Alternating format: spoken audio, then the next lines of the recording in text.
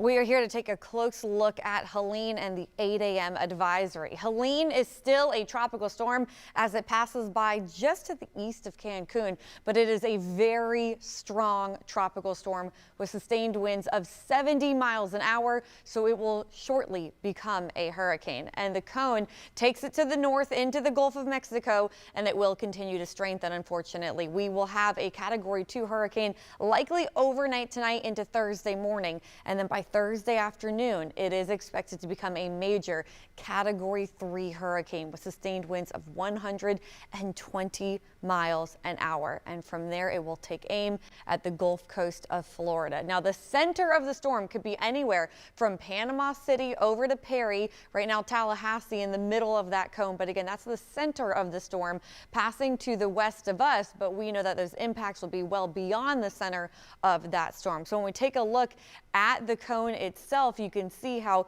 it is expected to hang to the west of the first coast, but we are on the bad side of that storm. So we will get a lot of impacts out of this system, out of Helene, which will be likely a major hurricane when it makes landfall. Now, where exactly will it make landfall?